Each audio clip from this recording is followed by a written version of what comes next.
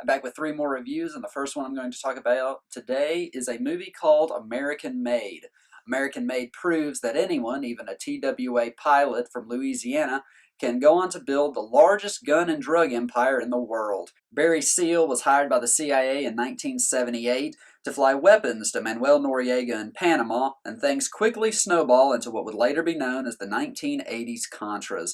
Tom Cruise plays the man at the center of this too-good-to-be-true story about American history and American greed.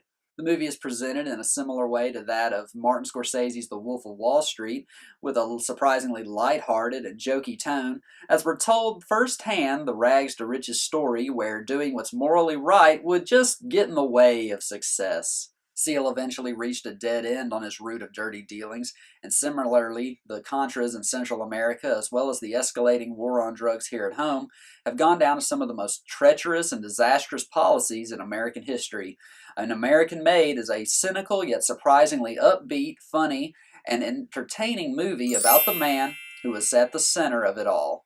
And the second movie of the day is Marshall. Chadwick Boseman plays Thurgood Marshall in this simple but effective biopic based on one of Marshall's real-life legal cases.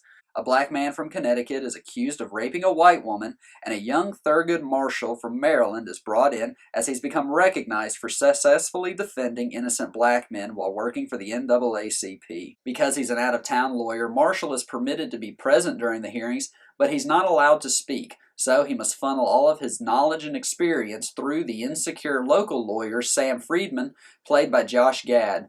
With evidence as well as racial and anti-Semitic bias stacking up against them, Marshall and Friedman must work together to help prove a man's innocence. The movie is a bit too slight to capture Marshall's entire legacy. His greatest accomplishments, such as becoming the first black Supreme Court justice, are summed up in ending title cards. But the point of the movie is to convey a message about the factor race plays in our modern justice system. Marshall is a gripping and timely legal drama, even though it doesn't completely present its subject as the influential figure he really was. And the last movie of the day is Jigsaw. The Saw franchise is back with its 8th entry in the series. Whether that's a good thing or not depends on your opinion of the previous films. I personally like some of them, and by some I mean the first 2. After that, they got incredibly convoluted, pointless, repetitive, boring, and downright uninspired. Jigsaw is a chance for this franchise to get itself back on the right track. It doesn't get itself back on the right track. Jigsaw is surprisingly tame compared to previous entries in the franchise. I'd say it's more bore than gore. Although there's plenty of blood to go around in this movie, not a single drop of it is fresh. Jigsaw follows the same formula the sequels before it did. People are forced to play a game Jigsaw says will atone them for the things they've done wrong. Meanwhile, police investigate to try to find where the game is being held before everyone dies. It's been rinsed and repeated so many times now that I just didn't care. You would think that during the 7 years since the last Saw film, someone would be willing to try something different with this franchise.